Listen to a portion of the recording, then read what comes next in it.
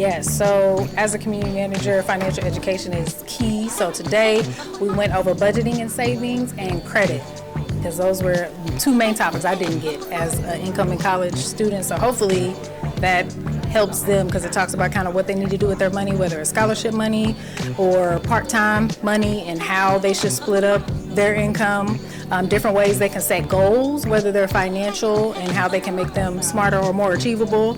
And then with credit, just everything about it, what makes up the score, how they can pull their credit, why it's important, and basing it off of things that they'll need now, but then after they graduate. So all of those kind of skills that most people don't get until they need it, but hopefully it's well in advance, so they're better off. So yes, my name is Erin Ray. For those of you who are just meeting me for the first time, I'm the community manager with Chase Bank, which basically means I get to go all across the city and give all types of financial education. Could be as young as kindergarten all the way up to your grandparents' age.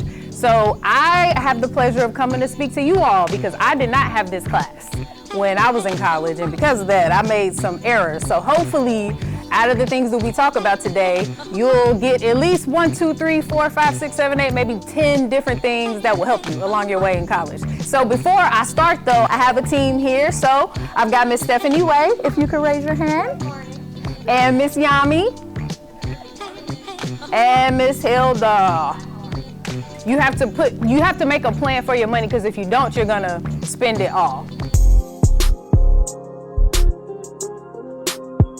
Money going in and money going out. Does anybody have a skill that they pay people to do? Like, does anybody cut hair? Is anybody on YouTube or selling things online? Y'all know anybody that's gotten in trouble buying stuff now, paying for it later? Well, we'll see. And y'all be able to make fun of my story, and it's fine. I like to be a cautionary tale because I didn't have this class, so hopefully y'all don't do what I did, okay? And not pay your cards. Has everybody heard of identity theft? Yes, it's alive and well. If you haven't been affected, you will. If you did take a penny, because a penny's not a lot, right? It's almost nothing. But if you take it after 30 days, a penny doubled every day. Do y'all know how much it is? I know somebody probably Googled it already. Yes, it's 10 million.